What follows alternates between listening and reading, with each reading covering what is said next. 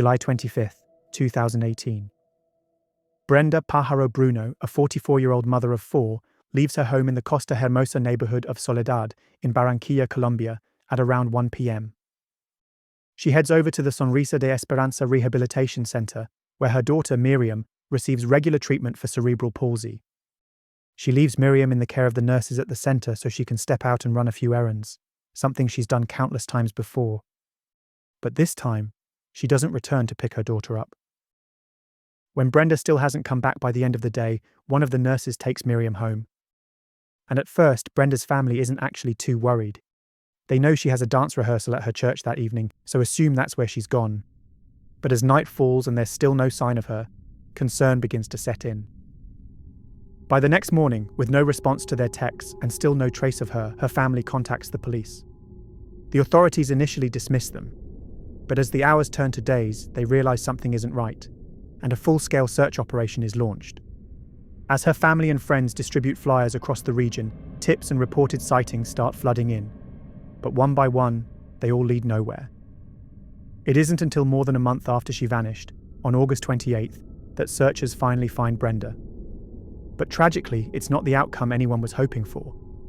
Brenda's badly decomposed body is discovered in a wooded area beside a road in Miramar on the outskirts of Barranquilla. Her body shows clear signs of violence and assault, including a fatal head wound, and it isn't long before her autopsy confirms what investigators already suspect. Brenda was murdered on the very same day she disappeared. But what shocks investigators even more is what was done to her body after she'd been killed. The killer had mutilated her, removing part of her middle and ring fingers to pose her hand in the shape of devil horns. Local sources, including the police, seem to refer to this gesture as the sign of Vor, an occult symbol supposedly linked to a demon summoning ritual, likely inspired by the writings of H.P. Lovecraft. The letter Z had been carved into her forehead, and nearby a pentagram was found etched into the ground, leading investigators to conclude that Brenda had been the victim of some sort of satanic ritual. But even more disturbingly, this isn't the first time investigators in the region have seen this kind of thing. In fact, between 2002 and 2012, there were at least 10 unsolved murders in the Barranquilla area that featured the same brutal hallmarks of ritual mutilation and satanic symbolism. But this time, the serial killer responsible made a fatal mistake. And having evaded capture for at least 16 years, the hidden life of the family man responsible and his supposed deal with the devil was about to come to light. This is the story of El Satánico, or in English, the Satanist.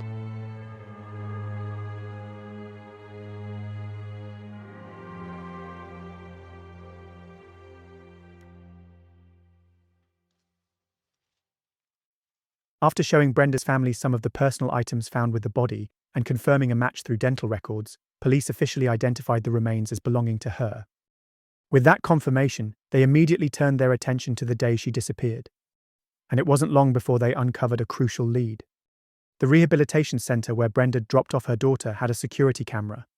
On the footage, investigators were able to identify Brenda arriving with her daughter before leaving a short time later alone and getting into a white Chevy van with a dented bumper, alongside an unknown man.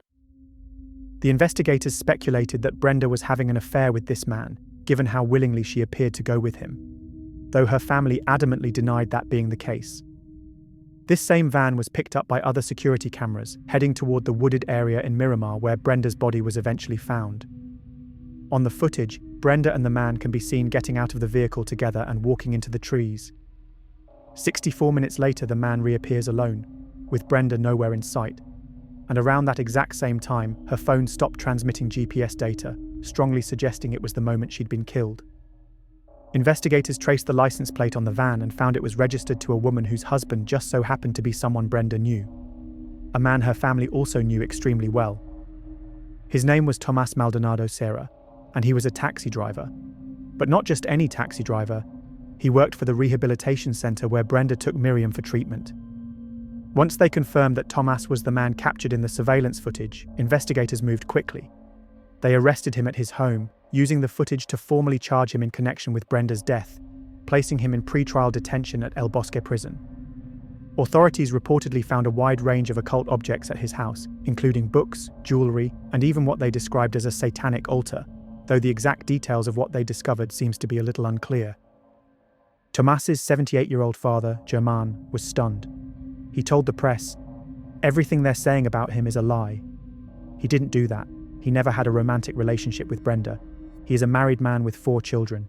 He's a hard worker who drives for a living, so I do not know why he is being linked to this." Tomás's arrest also shocked the staff at the rehabilitation center.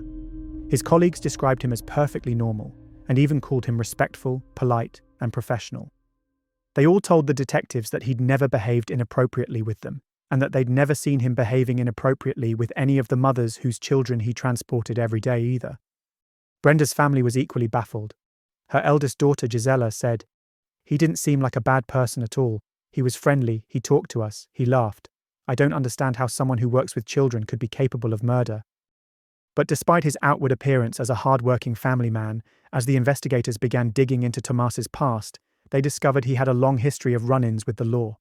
His record included charges ranging from theft to illegal possession of weapons. But most concerning, they discovered he'd actually been convicted in 1996 for stabbing a security guard in the neck. Although he'd been sentenced to 12 years in prison for the crime, an appeal had led to his verdict being overturned, allowing him to walk free. Given the unusual nature of Brenda's murder, with clear satanic imagery implying she'd been ritualistically sacrificed, police had a hard time believing this was just a spontaneous crime of passion. Tomás himself provided no help, denying any involvement in her death and refusing to answer any of their questions. So with the assistance of the Colombian Directorate of Criminal Investigation and Interpol, the police began looking to see if any similar cases had occurred in the area. And what they uncovered was deeply unsettling, to say the least. They found a pattern of unsolved murders dating back more than 15 years. Just like Brenda, several victims had 2 fingers removed and posed in the now infamous vor symbol. Each had satanic symbols carved into their skin, with more symbols found near their bodies. But most chillingly of all, it turned out that every single victim had known Tomás. That connection, and the clear links between the disturbing ritualistic details of the cases with Brenda's murder, led both the investigators and the press to give him a new nickname: El Satánico, the Satanist.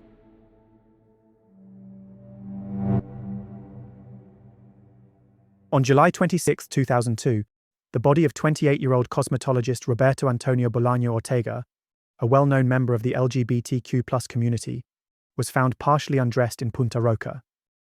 He'd been killed with a sharp blade, and his body was marked with satanic symbols, including a pentagram, and more symbols were found drawn in the sand around his body.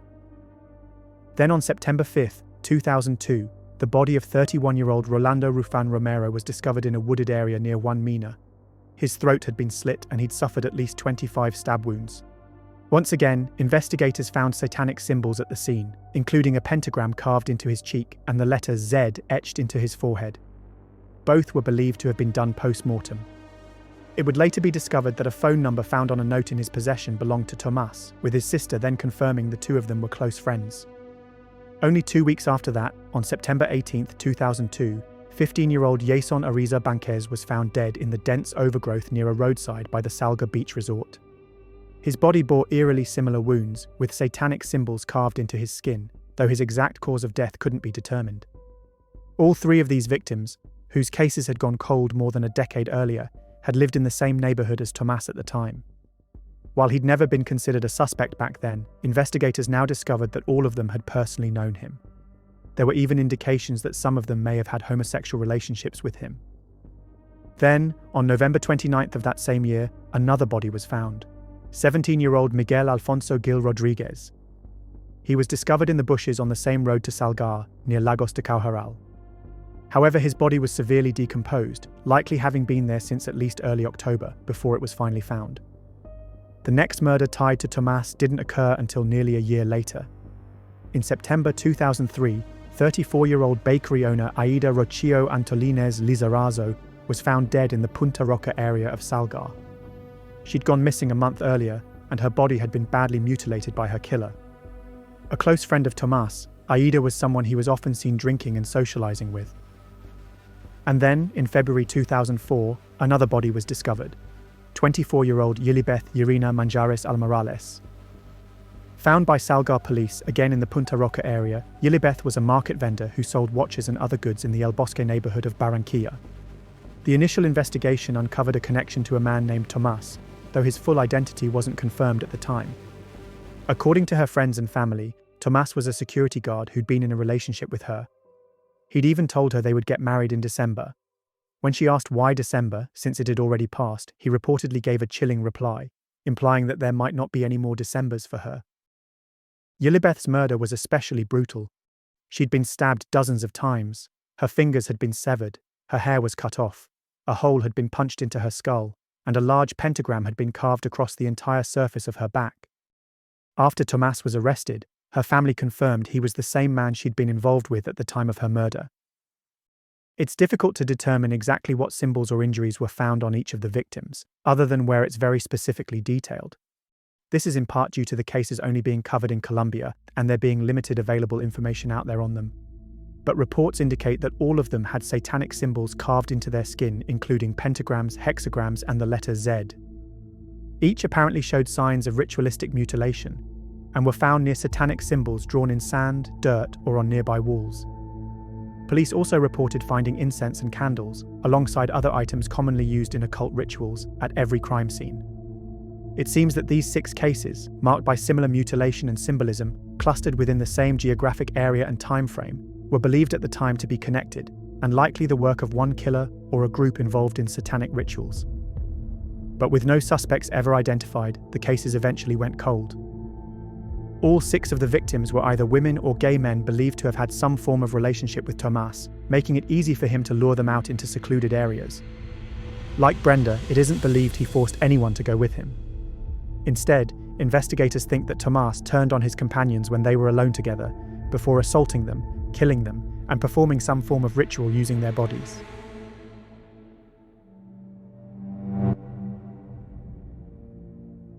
Initially, investigators believed these 6 murders were all Tomás was responsible for, but over time, more potential victims emerged. After seeing his face on the news, the family of Yadira Martinez Gutierrez came forward, believing he was also responsible for her disappearance in October 2002, during the same period as many of the other murders. Yadira had been in a relationship with Tomás, and on the day she vanished, she left her apartment on a motorcycle with him, telling her family they were going to visit a friend. That was the last time anybody ever saw her. After she was reported missing, Tomás returned to her apartment, asking for money and some of her clothes, telling them Yadira had sent him to collect them. At the time, her family believed she might still be alive. But when they never heard from her or Tomás again, they began to suspect he was involved in whatever had happened to her. Still, with no body ever found and no hard evidence, police never treated her case as a homicide. At least not until the family saw Tomás's face in a newspaper following the murder of Brenda, and they were able to connect him to it. Alongside Yadira's suspected murder, investigators also linked Tomás to the death of 13-year-old Osnaida David Gutierrez Ortiz. His body was discovered in an abandoned house in Punta Roca in March 2012, with his throat having been slit. While his murder hadn't been connected to the earlier cases, reports claim there was evidence of satanic rituals at the crime scene, though I couldn't determine specifically what this entailed. And while no direct relationship with Tomás was made with Osnaida, they just so happened to live in the same neighborhood, and his body was found close to where several of Tomás's other alleged victims had been discovered in the early 2000s. Some reports suggest Tomás may have been considered a suspect in some of these unsolved cases at the time they occurred. But ultimately, no solid evidence ever tied him to the crimes, beyond circumstantial connections. Given specific details on the case are limited, and what is available is not in English, and so suffers from potential mistranslation on my part, it's unclear to what degree police viewed Tomás as a genuine suspect, if at all, in these murders when they happened. Some reports seem to indicate he was involved in hearings for some of these cases, while others imply police had no awareness of who he was until Brenda's murder. It's also worth noting that Colombia had very limited CCTV infrastructure back in the early 2000s, which likely played a major role in why the earlier murders remained unsolved. In contrast, CCTV footage proved crucial in cracking Brenda's case, finally giving investigators the lead they needed to identify the man now known as El Satánico. Despite the lack of hard evidence, several victims' families had long believed Tomás was responsible for their loved ones' deaths. One relative even claimed that Tomás had openly confessed back in the early 2000s that he'd made a pact with the devil and that he needed to kill before Halloween for it to work. Whether that's true or not is still up for debate, but it's worth noting that every known murder linked to Tomás occurred before October, and the investigators involved in his case do seem to genuinely believe that this connection to Halloween was a real part of his ritual.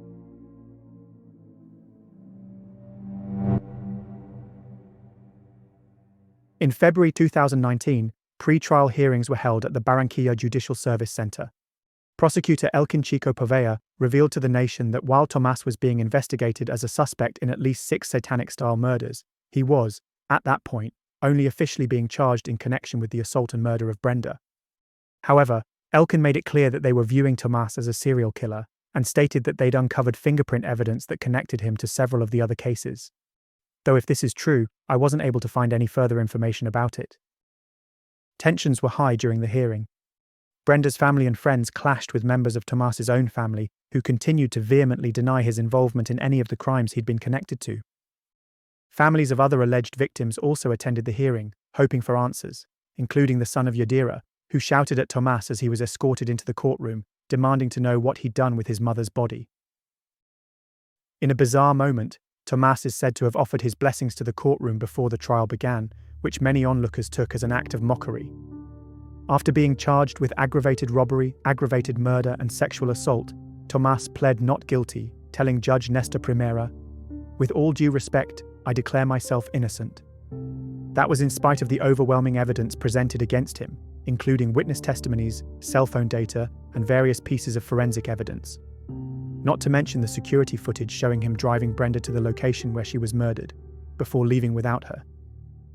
Given the severity of the charges, the prosecution requested that Tomás remain in custody until his formal trial could begin. However, as the trial faced multiple delays, in part due to the outbreak of COVID-19, Tomás's defense began mounting appeals for him to be released. While I couldn't figure out the exact workings of Colombia's legal system, it appears that there's a maximum time someone can be held before trial under a provision known as preventive detention, and that window had already expired. Although the Attorney General's office and the prosecution pushed to extend his detention, they reportedly failed to submit the necessary paperwork in time. This opened the door for Tomás's defense to argue for his release, which shockingly the court granted, requiring only that he post a bond roughly equivalent to half a year's wages to be released.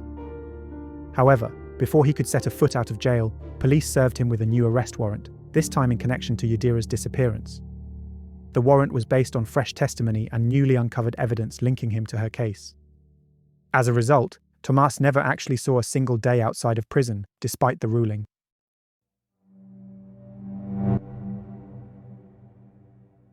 Finally, in August 2023, Tomás's long-delayed trial for Brenda's murder began in the 9th Criminal Circuit Court.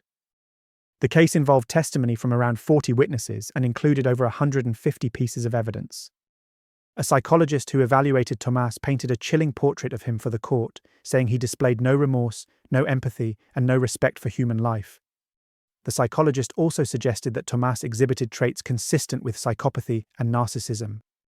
Prosecutors went a step further, claiming he showed pride in his crimes and had even mocked the families of his alleged victims over the years, including attending their funerals and inquiring with their families about what happened to them. They portrayed Tomás as a violent predator with twisted beliefs, who murdered Brenda and his other alleged victims as part of a satanic ritual. But in the end, it was the video footage that sealed his fate. It matched up perfectly with Brenda's cell phone data and time of death, leaving no doubt that Tomás had been alone with her when she was murdered. And as a result, he was found guilty on all charges and sentenced to 46 years in prison for her assault and murder. A sentence that is one of the longest ever handed down for murder in Colombia's Caribbean region, according to reports. Then in November 2024, Tomás was also tried and found guilty for the forced disappearance of Yadira, receiving an additional 31-year prison sentence. As far as I can tell, no other charges relating to the remaining murders Tomás is believed to have committed have been filed so far. While most Colombian sources appear to treat it as fact that Tomás, or El Satánico, was a serial killer responsible for at least 10 murders dating back to 2002, it's unclear whether there's any direct evidence linking him to those earlier crimes, beyond the circumstantial connections he had with many of the victims. The precise facts and details of the case have been very hard to verify, so while it seems pretty clear Tomás was responsible for the murder of Brenda, it's difficult to know how solid the case against him as a satanic serial killer truly is. Still, if the claims made by investigators and journalists over the years are accurate, that multiple victims had matching injuries, such as mutilated hands or the letter Z carved into their faces, and that they all knew Tomás, then it becomes increasingly difficult not to see their cases as connected to Brenda's, and to see Tomás as a disturbed serial killer who engaged in ritualistic killings. If Tomás is responsible, it seems unlikely to me that he killed multiple people in the early 2000s, then suddenly took a decade-long break, suggesting instead that there may be many, many more victims out there who've simply never been found, just like Yadira. And with that, our exploration of this unnerving case comes to a close. As always, thanks so much for watching.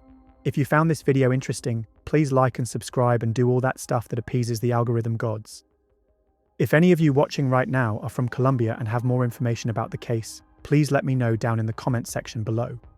I've tried my best to piece everything together, but because this case hasn't received much attention outside of Colombia, I've had to rely on translated news articles, which all but guarantees some of the details will have gotten jumbled and distorted. If I'm able to dig up more information in the future, I'll try to do a follow-up or give updates down below, especially since it seems the case against Tomás as a serial killer is still ongoing. If you want to support my channel further, there's a membership option here on YouTube and a Patreon linked in the description you can check out too. So until next time, you have been watching The Mystery Abyss.